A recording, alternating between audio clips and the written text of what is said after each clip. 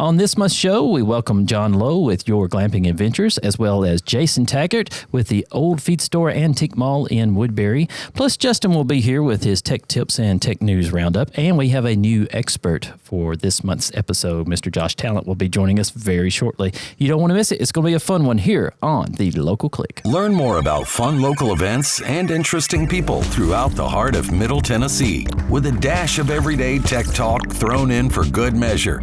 The Local Click starts now. Hello, everyone, and welcome to the July 2024 edition of The Local Click. The Local Click is the technology-based podcast brought to you by DTC Communications each and every month on the first Wednesday of the month, where we talk all things technology as well as interesting people throughout our service area. With me today is Justin Malden. Again, Justin, hello, and how are you? I'm doing well now that we are in the studio in this nice air conditioning and we are not outside in this sweltering mid-90s, upper 90s degree heat that we're going to be dealing with for the next little bit here in Middle Tennessee. July is definitely known for one thing in particular in Tennessee, and that is heat. Summer decided to get here and just go all in.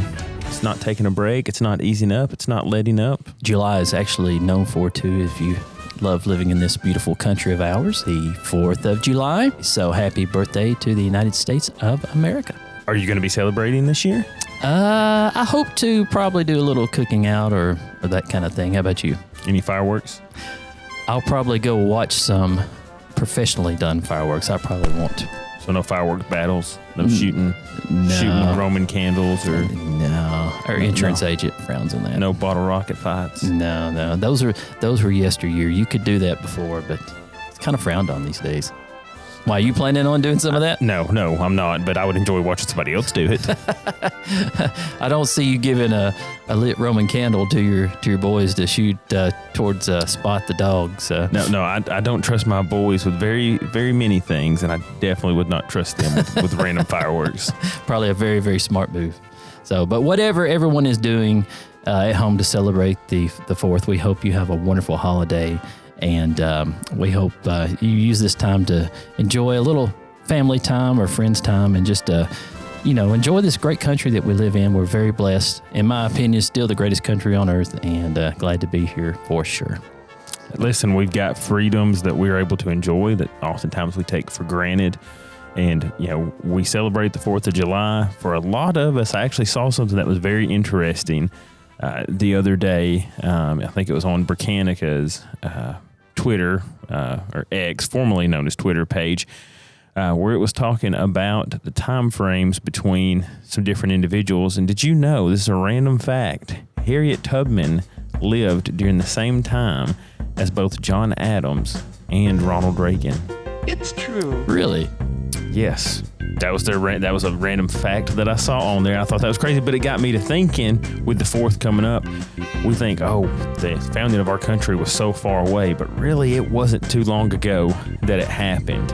And we often think, hey, it's been a while, but it really hasn't been too long, and hopefully we haven't allowed that time to cause us to become apathetic or take for granted the freedoms that happened as a result of the revolution in this country, and then also the things that have happened between now and then to continue for us to have those freedoms. That's absolutely true. We don't want to take things like that for granted, because that's how you lose some of those gifts and freedoms. So, for sure. So it's going to be a lot of fun on the show today. We've got some great guests coming up, and I know you've got a lot of technology news and tips coming up. We have a great new DTC expert. Mr. Josh Talent will be here with us here in a little bit.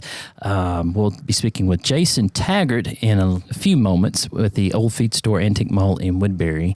And antiques are something that's really big, especially in this area, and people love that sort of thing, so you don't want to miss that.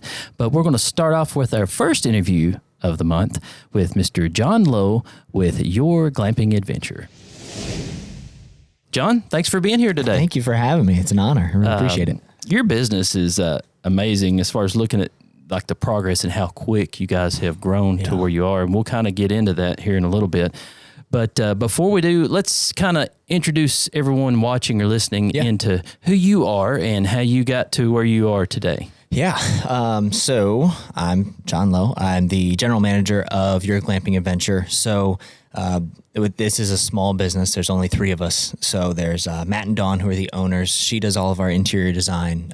Matt has self-funded this entire escapade, and then it's their vision and then my handiwork. So everything that you see, the domes, the tents, the new lodge, which we'll get into, we're talking about that.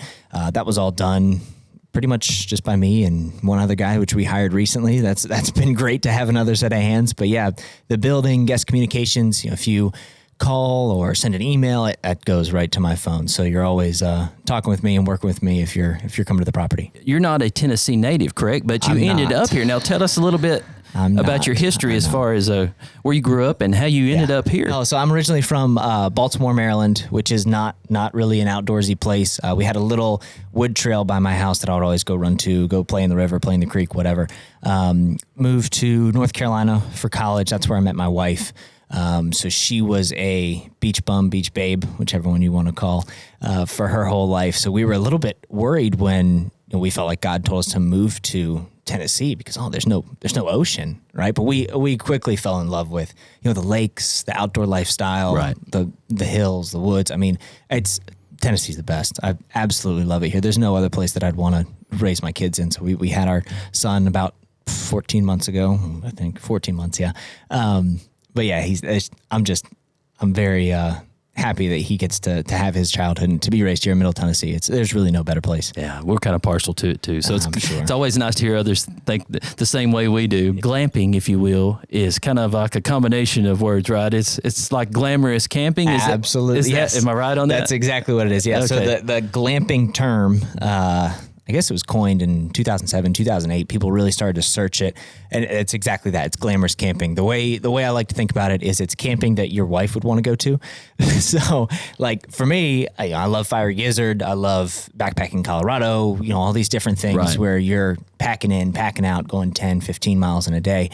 And my wife does not like that, right? She likes AC and running water. And if you've got like small kids or something like that, that's kind of hard. Absolutely. Yeah. Yeah. I'm not going to make my son walk for 10 miles. But you get the same experience of being in nature, really feeling like you're immersed in nature while you're still in a fuzzy robe and, I can go take a shower real quick. And it's really the perfect marriage of the two, where you don't have to hike in, hike out and take all your gear but you still get that experience of, wow, I'm in the woods, I'm in the trees, I'm right off this bluff, and I'm really able to see the lake or the valley or whatever it is. So we've really tried to harness that and capture it in what we're doing. Okay, we've kind of hinted about kind of the business model a little bit, but tell us a little more about the different properties and the amenities that each one has and their location and that kind of thing. Yeah, so most of our glamping sites are in Smithville, right off of one of the Pine Creek finger of Center Hill Lake. So okay.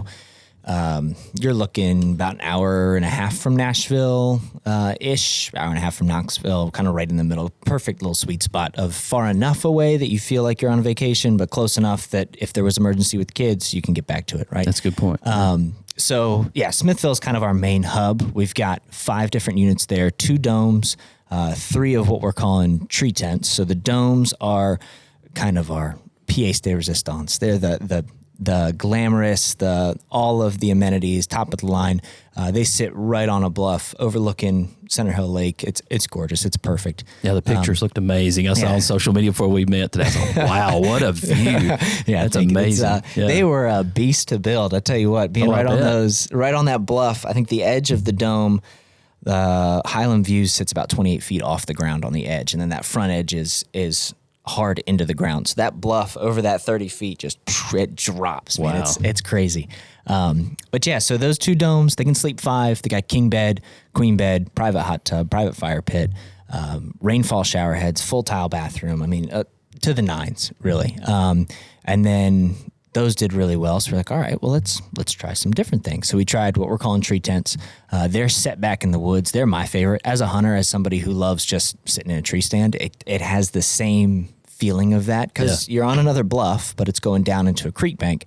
So you're still high in elevation off the edge of that, really in the trees, in the woods, but same kind of amenities, right? We've got 1 unit that can sleep 4. It's got bunk beds and a queen bed. Wow, that's big. Yeah, that one's good. Yeah. The next one is the biggest one. It's about 980 square foot. It's almost as big as my house. And this is in a tree? This is, well, technically it's on the ground. I got but you. You're But you're really just right there. Yeah, you're right there in it. Yeah. Yep. So that one can sleep 8. It's got 4 twin beds and a loft, and then 2 separate rooms that are 2 queen beds. So we're really trying to think families in mind for these ones. Bring another family from church or from the neighborhood or whatever and come hang out for the weekend. Big private outdoor areas. All of them have private fire pits, private hot tubs, private outdoor spaces, grills, places that you can just kind of hang out outside. The goal you can rough is, it without roughing it. exactly. Right? Yeah, heat, AC, like I said, all of it. My wife does not like to sweat, and Tennessee gets hot, right? Very so humid, we've got AC going in all of them. We've got fans. We want to make sure that it's a comfortable and enjoyable experience for everybody too. But yeah, that's the glamping side. We just moved. One of our newest properties is the Lodge, which is over on Silver Point. So just the other side of the lake, right off of I-40, and that is a 5,500 square foot house that sits on 110 acres. So there's about 5.5 miles of walking trails that you can get right up on the core line. You're going up and down these beautiful valleys and hills. It's got a couple lake view spots as well, but that one can sleep 21 in a bed. And it's got 4 bathrooms, huge kitchen, sunroom, living area. What a unique property man. around here. You don't see a lot of properties with that kind of capacity. Yeah. That was our goal, right? You get family reunions. Like we've got guests staying there right now, actually. Half the families in Tampa and half the families in Wisconsin. So like, oh, Tennessee's the perfect middle ground. So they're coming together, celebrating, the grandpa's, he's retiring in 8 weeks. And so they're all excited for him. And it's like his big retirement party with the grandkids, and like being able to provide people with the ability to come together in an area that's so beautiful and so unique. That's what we're all about. Yeah. And, with the glamping side, the tent specifically, we didn't put any TVs in any of it, because the goal is for you to not only connect with the people you're going with, but to connect with nature. Yeah. Right? Get out in the woods.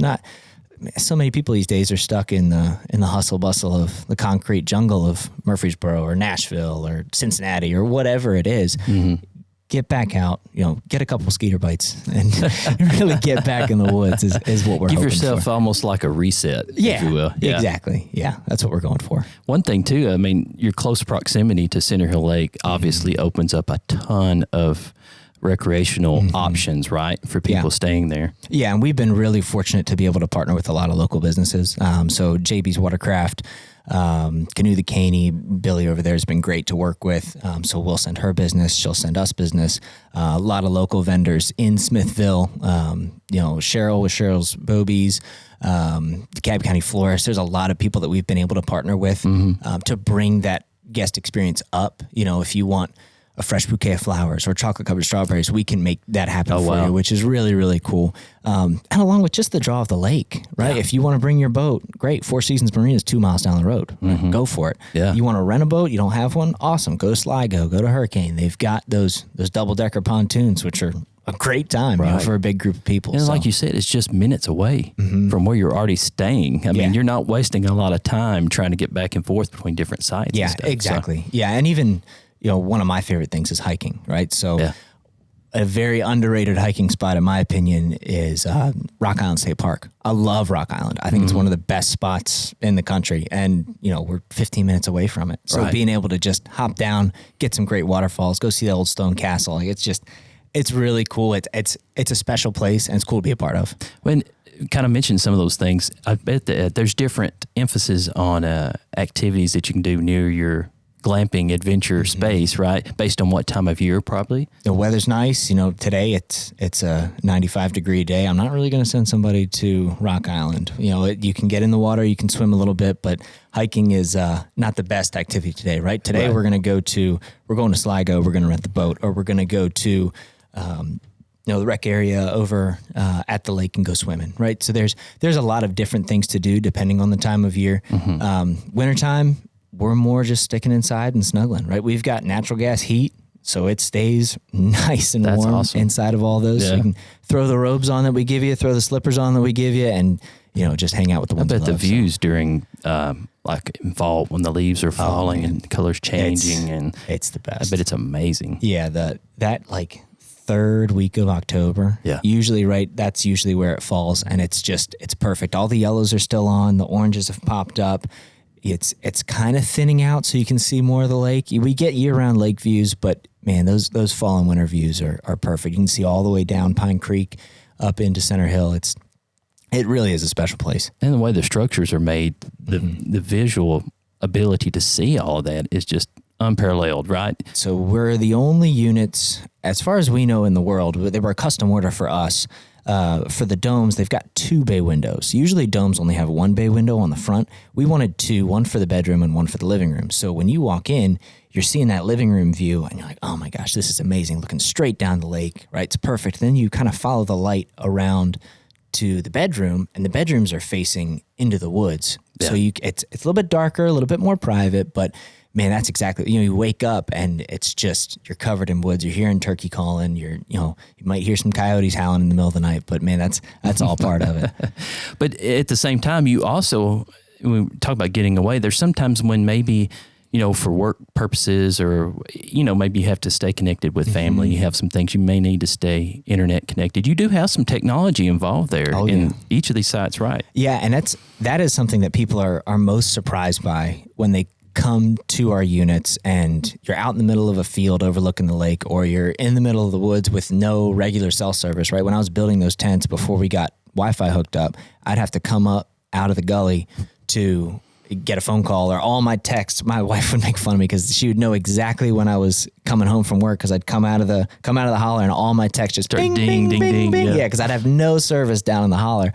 As soon as we got DTC run out there, we got 1,000 up, 1,000 down at every single unit. Wow, so we've got great connectivity, and the guests rave about it. We had a guest stay this past spring, and they stayed for 2 weeks just because they had that flexibility to be able to still work, right? He was on video calls, doing things with working remotely. Yeah. But, the kids could watch Netflix if it was a rainy day, or they could go run and play in the yard. It's a strong enough connection to where you don't have to be connected, right? We don't have TVs. We don't have it all in front of you. But if you need to be connected, the option's there, right?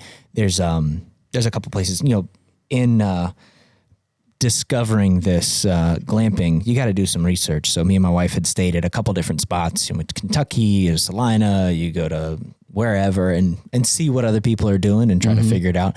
And there's a couple spots where there's a sign on your way in. Hey, look, if you have an emergency, like there's not even SOS signal. Like you're out there, and I love it. Like I got a sat phone, I'm good. Yeah. But that's not going to work. Not everybody does, right? Yeah, that's not going to work for a lot of people who have kids at home or have a job that could call at any time, right? You've got to be able to stay connected one way or another. And you guys have done a great job giving us that service to be able to give it to the guests. It's an honor to be a part of it, and it's such a different business for us to kind of partner with as far as helping to supply internet too, because it's just unique what you guys are doing. So it's awesome to see that right in our service area backyard, so to speak. So yeah, absolutely. Do you have anything new coming up down the road that you want to kind of preview, or things going on? We're always working on something. The lodge is our newest property. If there's something to push, quote unquote, that's what I would love to push. We just opened it the beginning of May. So like I said, it's a huge house. At one point in time, it was the biggest house in Putnam County. Which is pretty cool, from 57 to the 70s, I think, for a while. Alan Jackson shot a Ford commercial in that house. Yeah, it's pretty cool. That's really cool. It's got like this crazy ornate stone wall around it, but huge house, sits on a huge amount of acreage. You could really just kind of let loose and run wild there, which is really nice. Bring the family, bring the kids. That's a great spot to do it as far as having great living areas. And it's a new thing for us. We're experimenting. We're trying to see, how do houses work as opposed to domes and tents? And, is that where we want to go to in the future? But what we're working on right now, we're trying to finish that 4th tent. We've got 3 of them up. The 4th one's coming. We are probably going to put a sauna on that one. That'll be the first one with a sauna, as well as a hot tub.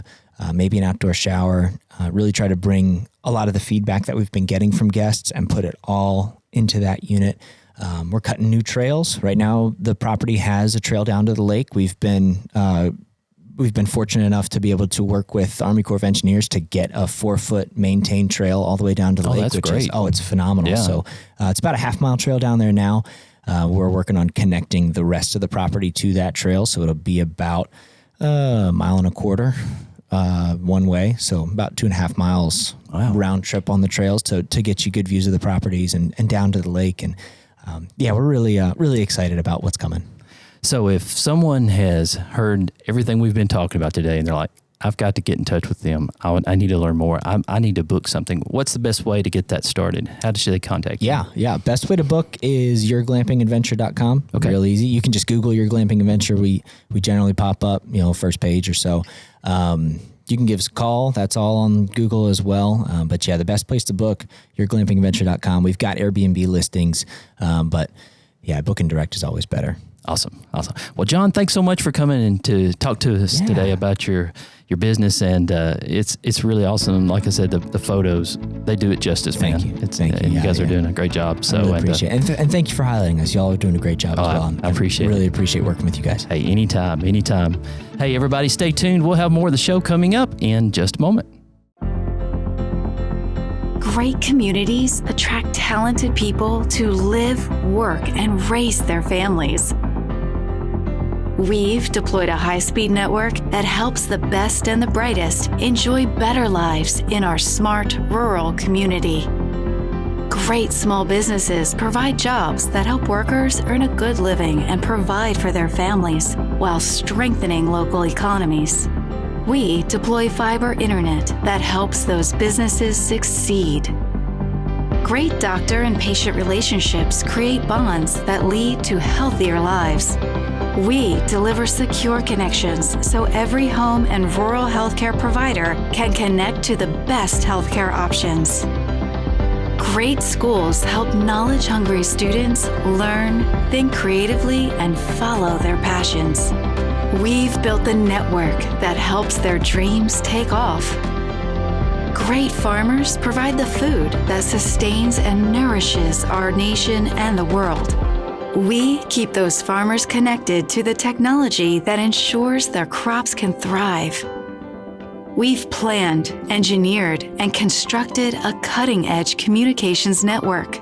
We're committed to delivering future-proof broadband so our friends, families, and neighbors can live rich lives in smart rural communities across America. Your community is our community. We're your rural broadband partners. You do great things. We make great things possible. Ooh, I'll get it. Grandpa! Hey! Want to play my new game with me? Well, sure, I'd love to. Your new game. Let's go. I got you. Wait, hold Give me it. No.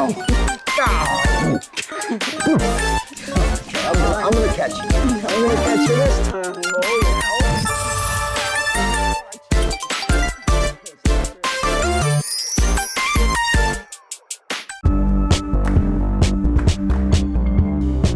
And welcome back to the show. And it's time to start this part of the show as we do each and every month by throwing it to Justin for a little Justin's Tech Tips. So, Nick, last month when we were in discussion, I actually made mention of the TWRA's lifetime hunting license that you can get for little ones. And this, may play a little bit into that because if you have that, it's also a hunting license and it's a fishing license. Whenever you buy those, you actually do get 2-in-1 with it. So it allows you to get both. And so we're going to talk about fishing today, but maybe not the type of fishing that you're thinking about or that our audience may be thinking about. In the world of technology, when individuals are talking about fishing, they're not trying to go get you some big mouth or small mouth bass, and they're not running down here to Center Hill Lake for recreation. Unfortunately, they are trying to do some unscrupulous things. So what we're going to be talking about today is maybe sometimes when you get that text message, you get that email, or maybe even you get that phone call that hey, it's an emergency, your bank account's been hacked, we need an extended car warranty. Whatever those things may be, oftentimes we have scammers who are out there who are using what's called phishing, which is an attempt to gain some information from you that's valuable to them for some reason. And when you say phishing, that's PH. Yes. ISHING, yes. right? Yes. So the type of phishing that we are talking about, when you get an email, we're going to use an example, an illustration here. You get an email and it purports that it's from, we'll just say Microsoft. And it says, hey, your account has been disabled. We need you to update your password so that you can get back into your account. And it could be from Apple. It could be from your bank. Somebody pretending to be your bank. It could be from maybe Netflix. You know, maybe you're receiving an email that purports to be from your email provider saying, hey, we need you to reset your password. It does happen. And oftentimes in those situations, these individuals who are trying to gather this, they want you to click a malicious link. So you need to be very careful with those. Those will have links in them that will redirect you to what is supposed to be a legitimate site. But it's usually a site that's been set up by an individual just to capture your information. What their ultimate goal is they want you to use your name, your username, email, whatever it may be, to log into something. Right. Or it could also be that there's a form that they want you to fill out, that maybe they're trying to gather some information on you. We've talked about password managers before because the majority of people, what do they do with their passwords? Yeah. They reuse them. They recycle them. And so if you can get this information, if you can get an email and a password, most of the time you have access to quite a bit of stuff from an individual. Now, sometimes this is an email, could be a text message. One of the ones that's most prevalent is individuals pretending to be fraud departments of banks. Hey, you've got fraudulent activity. Call us right now. Hey, this is Bank of America. If you've ever got a message, you're like, I don't bank with that bank. I don't have any accounts with them. Well, what's happening is that's a phishing attempt. They may have no earthly idea who you actually are. They're just rolling the dice, hoping that maybe you do, and we'll click on that. If we send this to enough people, there's going to be somebody who's going to click on it, who's going to give this, because if you get a message that says, hey, there's fraudulent activity on your account and you bank with them, what's your first reaction? Is going to be, oh no, I got to fix this. I don't need somebody spending money that's not mine. Right. And, they're hoping to use that emotional attachment. Sometimes you have what's called spear phishing, okay, which is still with phishing with that PH, but it's spear because it's a little bit more tactical and a little bit more intentional, where maybe they know who you are. They know your name. Maybe they've checked out your social media profile and they know that you have children. They know details about you. They may know your spouse. Maybe they know who your grandparents or somebody are. Maybe they'll use that information to call one of your grandparents and say, hey, I am a representative and your son or your grandson, he's in jail. And we really need to get some money for him to help get him out and bail him out. He can't make a phone call. He's not allowed to do anything. But he's in dire straits, and we need this information from you, or we need you to go ahead and wire us this money so that we can help him. And again, they've mixed what my father would used to say is an affecting lying technique. They mixed a little bit of truth with a lot of lie. That's right. And when you do that, people are more susceptible to give into it. And so I use these different illustrations to say, make sure you know who you're talking to. Make sure you understand who is calling you, who is messaging you, or who is emailing you. And when in doubt, for instance, recently I had a phone call from somebody who purported to be my mortgage provider. For anybody who lives in the state of Tennessee, you can find out who a lien holder is on a piece of property. It's public record. So somebody can find that out. Well, they called purporting to be my mortgage provider. They left me a voicemail. The number didn't make sense that they were calling from. Of course, it does cause concern for me. So what did I do? Did I call that number back that they called from? Nope. I called the number back that I knew was for my mortgage provider, and I inquired with information that I knew and with the department that I knew to say, hey, I've received this troubling phone call. I've received this troubling text message. I've received this troubling email. Can you provide assistance? Their response to me was, not us. Right. It was not from us. Right. So be very, very careful with any information contained in those. Look for oftentimes information that may not make complete sense.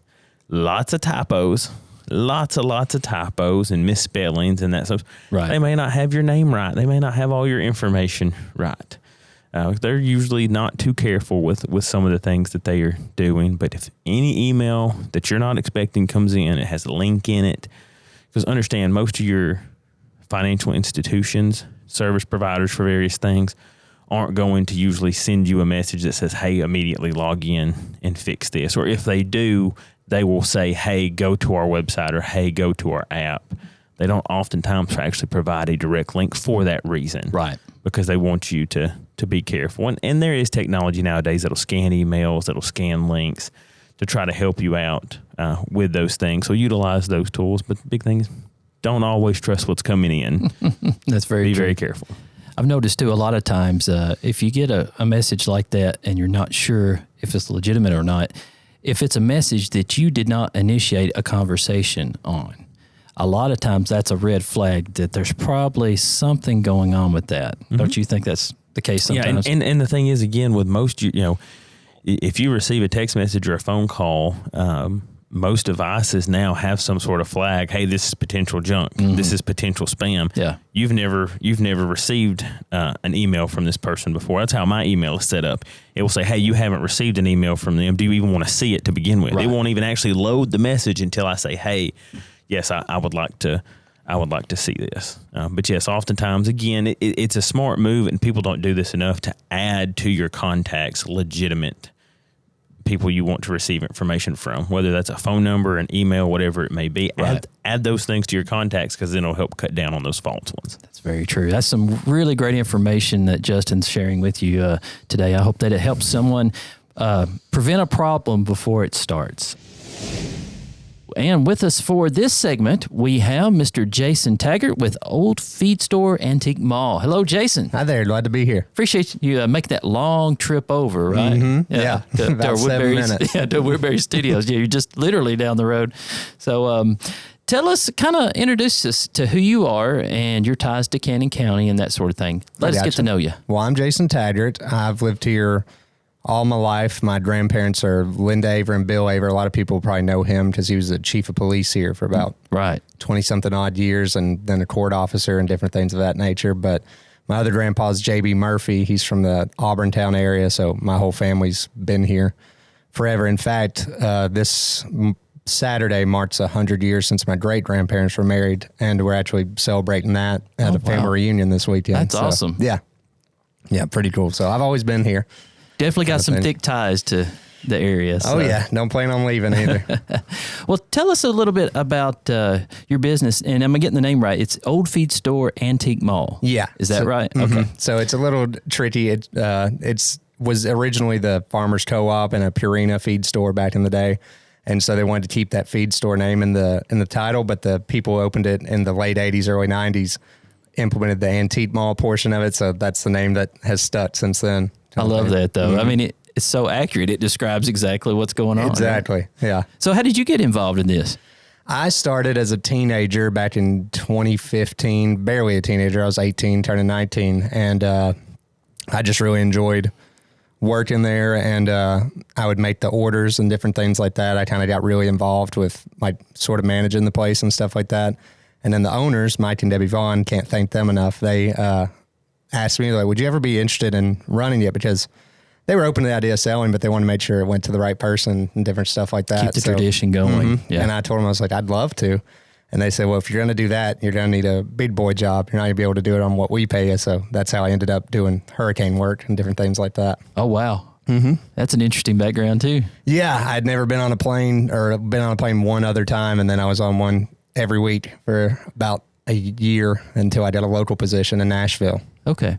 So hurricane work, describe that for me.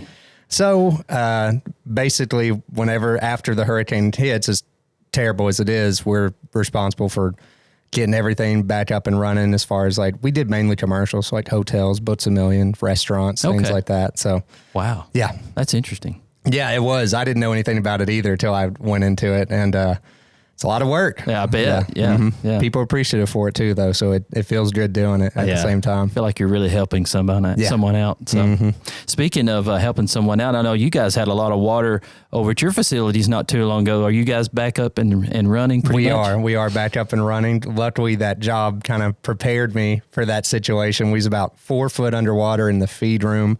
And that's just from flooding, right? From rain. Mm-hmm. Right? Yeah. In fact, it wasn't raining at all when it flooded. It was it moved up to Short Mountain, and just the river just started rising. It was under in about 17 minutes. I was there the whole time, kind of moving feed, trying to save everything. So, but when it's that degree, there's not much you can do, kind of thing. You're at the mercy of I grabbed the cat. weather. We have a cat that's been there for 13 years and put her in a crate, and we all left and came back when the water was gone. That's all you can do, right? Mm-hmm. But you're back open, and everything's it sounds like it's getting back to normal over yes, there. sir. So. We had the feed store open, and it took us 5 days to get all that sludge cleaned up and get it open, get our forklift running. And the mall was a little less severe, so we got that open about 2 days. But thanks to the help of a lot of volunteers, we had about 19 to 25 volunteers every day. That they were just, I didn't call anybody. They just showed up with shop vacs the minute we opened, kind of thing. So That's it was that really Tennessee cool. spirit. Yeah, it was awesome. Yeah, can't thank them enough. That's awesome. So you are truly an animal feed store still after all this time, right? Mm-hmm. Although the antique mall is our biggest area of the business, a lot of the bulk of our business actually goes to the feed store because we supply a lot of the local farmers, and even surrounding counties kind of travel out for different things we offer. Talk a little bit about the antique mall side of the business there. What kind of vendors do you have inside, and what kind of items can I find if I peruse the area? It depends on the time of year. Our vendors are really good at sticking with the trends and things. Right now, you can find a lot of outdoor furniture, bird baths, concrete decorations, outdoor things like that. A lot of summer vibes inside the store. That's a good point. I didn't think about that. It kind of shifts and changes based on the seasons. And I don't say nothing to them. They just know. So they start doing it. They understand it, right? Mm-hmm, absolutely. And we've had a lot of the same dealers there for, some of them 10 years, some of them 25 years kind of thing. So, they know what sells when kind of thing. So. Now, are you an antique person? Oh, absolutely. I'm a little more obscure than that. I collect a lot of retro video games and things like that. Oh, okay. Yeah. I'm almost done with the North American Nintendo 64 collection, if you know what that is. Yeah. I got about 29 games to go. But other than that, we're building an apartment in the back of it, and a lot of the furniture we're using is actually from the shops. And not just there. I've went to Willow and Over the Hill and other antique stores that we have, and kind of just all compiling it into its own little decorative vibe back there. Oh, that's neat. Yeah. It's definitely going to match well with your surroundings. Yeah, there. we were like, if we're going to be funny with our house or do anything, it's kind of out of the ordinary, might as well do it while we're owning this and living in the back of it, kind of thing. I know you probably have a lot of visitors that are not from Cannon County, just because a lot of people like to go antiquing, and you never know where they'll come from. What's some of the furthest distances maybe you've heard of visitors coming to stop by? We've had Colorado, California, places like that. Wow. Where people are just making a road trip, and it's somewhere they stop at while they're in town, looking up different antique stores to go to and things of that nature. But I'd say probably the furthest I've ever known was New Zealand, just as I've heard somebody there. They had an accent, of course. Being from Woodbury, you asked them, where are you from? You got to figure that out. Yeah. And they let us know. So, yeah, I'd say that's about the furthest. Oh, that's really neat. Mm-hmm. Absolutely. Are you noticing any antique trends per se? I know you mentioned it's kind of seasonal as far as things. Are there any things that kind of seem to be getting hot right now in the I'd antique say brass, just brass decoratives in general. Really? Coat hangers, little desk pieces, paperweights, different stuff like that. Okay. And I say that because me and my fiance, that's kind of like our vibe that we're doing for our apartment, and that's we notice that, and people are bringing a lot of it in, so we have a lot to shop for, kind of thing too. That was going to be one of my questions too. I was going to say, what do you like to see coming through? Is it brass items, or do you have any favorites? I'm kind of into small things like lighters and case knives and things like that. Okay. But really, if I had to be specific, it'd be like some of the furniture I've never even seen before. Like I really begrudged myself because we had this bench for sale for quite a long time. And it was just a regular bench, and it would fold over into a picnic table on one side. And I was like, that thing's so cool. I got to buy it. Never bought it. It sold. And now I'm like, oh, now man. you're kicking yourself, yeah, right? I know. Who knows when the next one will come all through. The time. Yeah. Sometimes I don't even like to shop around because I'll end up buying stuff I don't want to. I think that would be one of the hardest parts, honestly, of owning this business and running it and things. I mean, when do you put your foot down and say, no, I can't buy everything that comes through here that I like to see, right? Absolutely. I have to do that all the time. So do you use a lot of technology? I know you think of the word antiques, you think there's no technology in antiques, but keeping any business running in this day and age probably involves some kind of technology, right? Yeah, absolutely. You need your Wi-Fi, obviously, for your credit card runs and computer to be able to do spreadsheets for our pricing and different things like that. But we're getting a lot more involved with it. A lot of the other antique shops have stepped up their game with different third-party tracking things for their receipts and different things like that. And we're really trying to move to that direction where the dealers will know what they sold without having to come down to the antique store. And I never actually really thought about that. That makes total sense. Because most of the time they have to come down there, look at their booth, see what's sold, check the receipts, see what they have room for, and then go back home, get it, and then bring it back. So we're trying to knock out one of those steps. Oh yeah, that makes work a lot easier, doesn't it? Mm-hmm. Keep you off the road a little bit, so to speak. Or even worse, they bring a bunch of stuff to load their booth down and realize they didn't sell a lot that week, and they're carrying that stuff back with them. I hadn't thought about that either. So a lot of obstacles you can change with stuff like that, but we're heading that direction right now. Oh, that's awesome. Right now we're still all paper for the most part, handwritten receipts. Yeah. It's nice. It's old timey. Definitely slows things down a little bit. So we're trying to get with the times just a little bit on that. That's neat. Mm-hmm. Well, if someone heard all of our discussions today, like, I never knew this, but here, describe where you're at, your address, but also how to get there and your hours and that sort of thing. We are 310 West Water Street here in Woodbury, right off the square. If you're at the courthouse, we're on the back side over with the bank right down the road. Okay. Same side as Willow. We're right beside the water department. So that's about the best description I can give. And we're open. The feed store is open 8:30 to 5, Monday through Saturday, with a half-hour lunch. And the antique mall is open, it's kind of funny hours, 10 to 5, Monday through Friday, 9 to 5 Saturday, 1 to 5 on Sunday. 7 days a week, though, it's some form or I've always got something to do every day. That's awesome. Yeah. And you guys have a lot of inventory, by the way, too. I mean, you have 2 stories, right? Mm-hmm. Absolutely. The heat, because it's an old building, obviously it's never been air conditioned or anything like that. We do the best we can with fans. Yeah. Also trying to implement some swamp tours and different things like that to bring the temperature down. That's a good idea. In there too. So we're going to do some different things like that, see what we can do this year. Well, if you do, just tell everybody to come first thing in the morning, right? Exactly. Get those bargains first thing. Yeah, get out of there by 2 o'clock if you can. But if you're coming down, it still ain't bad. It's manageable. We'll give you a free water, something like that. Yeah. You'll find something. And too, you might get some bargains at someone else who was waiting on it to get cooler. Exactly. There you go. Might skip by. So that's awesome. Well, Jason, we wish you the best of luck with everything, and thank you so much for keeping the tradition going. I love to hear these business stories where these businesses were started so many decades ago and generations ago, and someone in the current day is still pushing forward and keeping things alive and keeping these small towns relevant. And it's just exciting to me. I really appreciate what you do. And I appreciate that. And I'd be begrudged if I didn't mention this before I left too. The first year that there was ever a business planted there actually was 100 years ago in 1924. Wow. It was the Crystal Ice and Cold Company. So before we had refrigerators where you needed the big bots of ice and different things like that. So that was where it really started, and then it became feed stores over the years after that. It was a lumberyard at one point, so it's always been around, though. If that building could talk. Mm-hmm, absolutely. It'd have some stories. Sometimes I feel like it does. Yeah, I know. It feels like it does, doesn't it? They're kind of hiding in there, in between the walls, so to speak. So, well, Jason, thanks so much, and that's the Old Feed Store Antique Mall. You need to make sure you go out and see Jason, and you'll find a lot of things there that interest you, and I'm sure you'll carry something home. So best of luck on everything. No problem. Stay tuned with us. We'll have more of the show coming up in just a moment. My name is Ashley Roth. My husband Caleb and I own Stain and Seal Experts based in Alexandria, and we're a DTC customer. Caleb grew up in the fence industry, so when we got married and wanted to do something on our own, it made sense for us to start staining fences and manufacturing fence and deck and log cabin stains. We manufacture our own stains that check all the boxes for us that we offer to our customers here locally as well as nationwide that buy our products. DTC services all of our phone systems. We also have their fiber internet. For our phone system to work is instrumental for us. We rely heavily on our internet and phone services from DTC. It means a lot to us that they're local, that they've always been local, and that we're able to support them, and their services give us what we need to support our customers. Hi, I'm Ashley, and that's the DTC difference.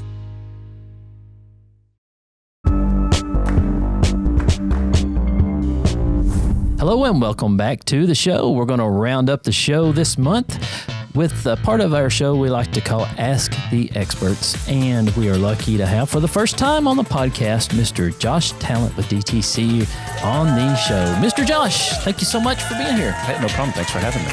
What would you like to share with us tip-wise today? Just a few tips if you're having any internet-related troubles with your devices.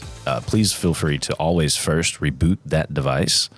That does solve a lot of the issues in general. Now, of course, if that does not work, please give us a call at 615-529-2955. You know what? It sounds simple, but it's so true, isn't it? I mean, so many times when a device is not behaving and you go through all these different steps and settings trying to fix it, and sometimes it's the simplest thing, right?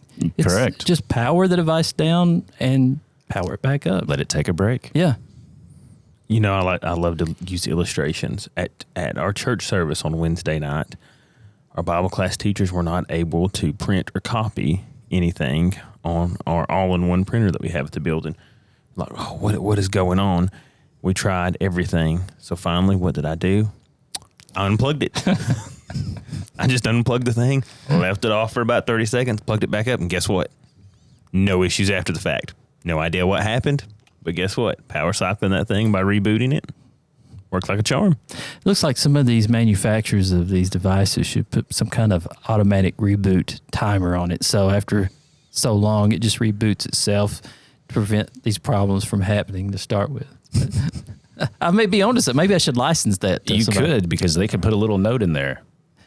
That Always is reboot. That's right. That is actually built into quite a few devices now. Is it? To where it will automatically do it for you, just for that reason. Yeah, well, it makes a lot of sense. Well, the thing is, we don't see that it's clearing these temporary files and these cache files, and some sort of setting that may change, during reboot, whatever is happening. I mean, that's the thing, is because everybody thinks, oh, I'm just rebooting it, but it's doing a lot of stuff behind the scenes within whatever operating system you're using. I'm talking about using a printer. Well, that printer's running on an OS. It's running on an operating system. Right. And so when you reboot it, it's doing all those things behind the scene. It's not just, oh, I cut power to it, turn it back on. There's actually things happening that we're not able to see. There's been many a times when I have a family member, they know I'm kind of the tech nerd of the family. I admit it. It's okay. I wear it like a badge of honor, but they'll call me with a problem, and I'll offer that suggestions like, well, have you tried rebooting the device? No, I haven't tried that, and then they'll do it.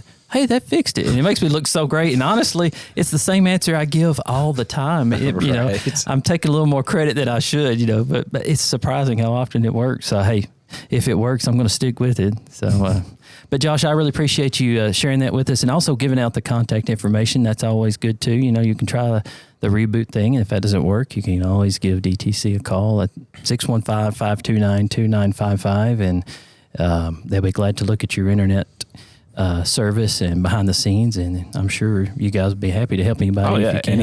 Anytime. Yeah, they are just down the hall from my office, and I hear them helping people almost on a daily basis, and they're so patient and kind and caring, and they really do want to help you. So if you run into any issues, don't feel like you can't call. That's why they're there. They're there to help you, and they'll be glad to if they can. So, listen, it is Mr. Josh Talent, and he is a man of many talents, but everyone in that room that works with him has a lot of talents to offer. We do appreciate everything that's they true. do. We appreciate all they do, and all the techs at DTC, all the outside linemen, everyone that works there. There's a lot of people behind the scenes that you may not see that make things happen.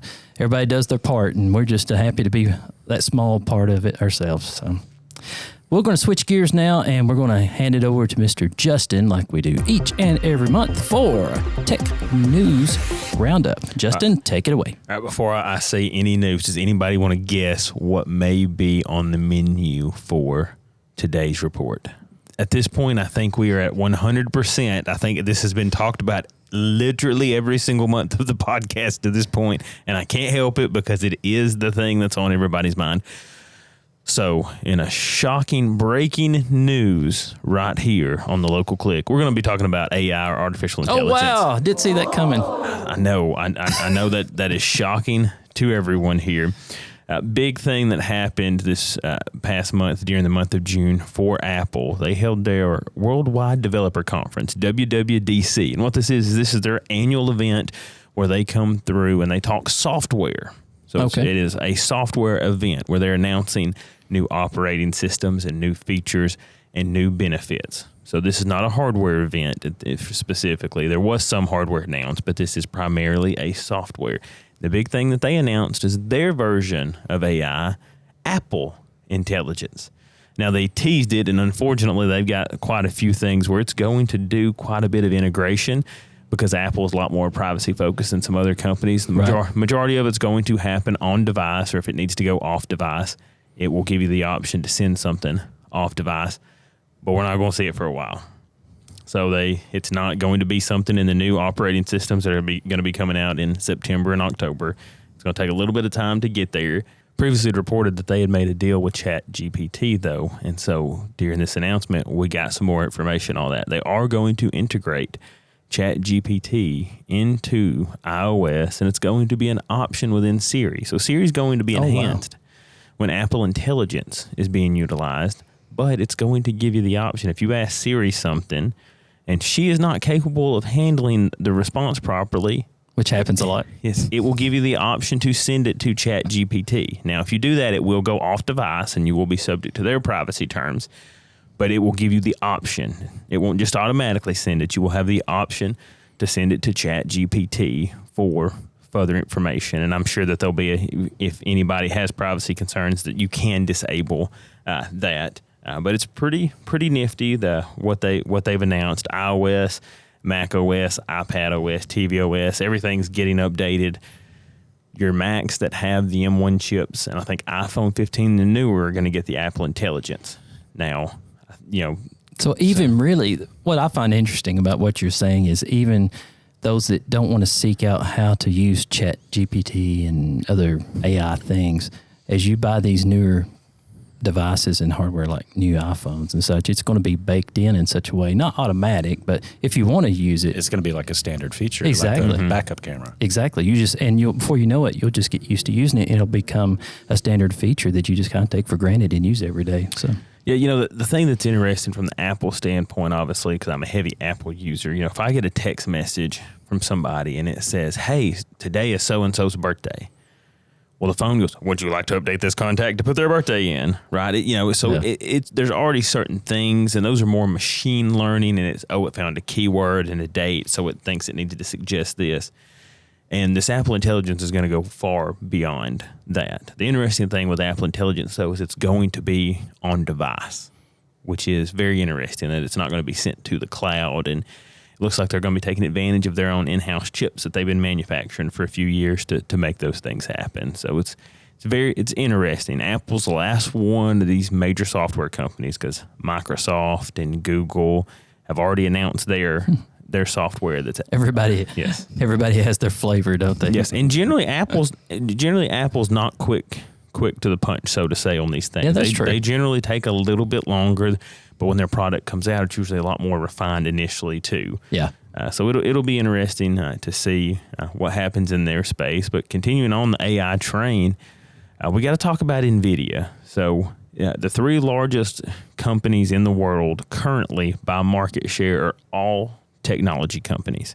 So you've got Apple, you got Microsoft, and now at the top, as of this recording, and I'm sure there'll be some back and forth because they're so close, is NVIDIA.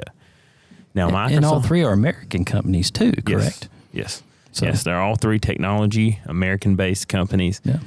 Apple and Microsoft have dominated the top of the space for a while. It went back and forth a little bit, and Microsoft is well ahead at this point. But NVIDIA, over the past few years, as a result of the AI craze, has taken off. And that is primarily due not to software, but because of their hardware, because of their chips that they offer and their GPUs, their graphical processing units that are specialized, that can take advantage of these instruction sets that are needed for this artificial intelligence to run. NVIDIA is very, very, very popular, and their hardware is in very high demand. So it's driving a revenue stream for them. And NVIDIA is in a space where there's not a ton of manufacturers of their chips. There's a difference between CPUs and GPUs, and they're primarily a GPU manufacturer. And there's not a lot of GPU manufacturers that are doing what they're doing. And so, again, technology, hopefully it's not a bubble for them. I don't think that it is. Right. It's caused another American technology company to take off. Wow. AI, once again, we're not trying to beat the dead horse, so to speak, but it's just really big right now. And every single month it changes. It grows, more and more companies jump in. And it's just going to get bigger. It is. It doesn't show any signs of slowing down. So, this was not on my script, but I will go ahead and mention it because there was some discussion about it earlier. Elon Musk is building a supercomputer, which is going to be the world's fastest supercomputer. It's actually going to be headquartered here in Tennessee, in the city of Memphis, which is interesting because the current world's fastest supercomputer is already in Oak Ridge. Oh, wow. So, on the east side of the state, Memphis will be on the west side of the state. And I don't believe Memphis has anything like that, but it's being done primarily so that it can be a supercomputer to help with AI training and certain things. It's being purpose built. I'm sure it will be used for other things as well, but Elon Musk, whenever he talked about it from the AI standpoint. So again, AI is driving a lot of things in the world AI today. is driving a lot of things here in our home state of Tennessee. Yep. That's a lot of technology. You don't think about Tennessee being a technology hub per se. No, not really, no. But it's getting that way and it's doing it quick. Well, I mean, you say that Oracle's moving their headquarters here. Their headquarters are being moved here to Middle Tennessee, and so that's a major software manufacturer. We've got between Oak Ridge and Memphis, we'll have the two fastest supercomputers in the world. So I heard an old joke one time talking about Miami of Ohio being the Silicon Valley of the Midwest, and maybe Tennessee's becoming the Silicon Valley of the South. I've got one question. When they have a problem with the supercomputer, is it the same troubleshooting step? You just reboot it? Probably. I would think it probably. I bet you'd be shocked. I bet it probably is. Reboots itself. It probably is smart enough through AI learning to do that. But how long does it take to reboot something like that? Now that I don't know. It may not be too automatic. I don't know. It may not be like rebooting my PC at work. Yeah, it may be a little more involved than that. So. And now we're going to do the part of the show that we like to call What's Up DTC, and that's where we basically take a moment to let you know all the different places that DTC will be in person to kind of celebrate different things and just kind of introduce ourselves to the community and that sort of thing. So first for the month of July will be the Smith County Fair, which is going on July 1st through the 6th. Then we have the Smith County Back to School Bash at the Chamber office on July the 27th, followed by We Care Cannon Back to School event at the Cannon County High School, which will be on the next day on July the 28th. So not a ton of things going on, probably because it's too hot, but definitely there are some things going, and we will be there. And so if you're in the neighborhood on any of these events, make sure you stop by and say hello and introduce yourself. And we look forward to hopefully getting to speak to you and talk to you a little bit about what we do, as well as just kind of introducing ourselves to you. So I think that's going to do it for the month of July for the Local Click. Josh, thank you so much for joining us today. No problem. Thanks for having me, guys. I really appreciate it. And thanks for all you do for DTC customers. And you are a valued part of the team, and we appreciate all your hard work. So Thank you. And Justin, I guess we appreciate you too. I can't scare you off, so I guess we say we appreciate you. Hey, listen, as long as y'all continue to have me back, I say this, somehow y'all keep needing to scrape the bottom of the barrel, and I get invited back every month. Well, you must be doing something right, because we always have you back. But we do really appreciate you. I'm just pulling your leg a little bit. But thanks for all the research that you do and always joining me on these monthly adventures of speaking technology and our customers and that such thing. And as we talked about a little bit earlier, we hope you have a wonderful 4th of July, and you too as well. Thank you. Y'all have a safe 4th of July. Hope it's a lot of fun, and we look forward to talking to everyone next month on the first Wednesday of the month. But for the July episode, I think that's a wrap. So again, thanks for joining us, and we wish you a fun and happy and safe July 2024. Take care, everyone. Learn more about the show by visiting us online at thelocalclick.com. Also, be sure to subscribe to us on your favorite podcast or video platform so you won't miss our next episode of The Local Click. See you next month.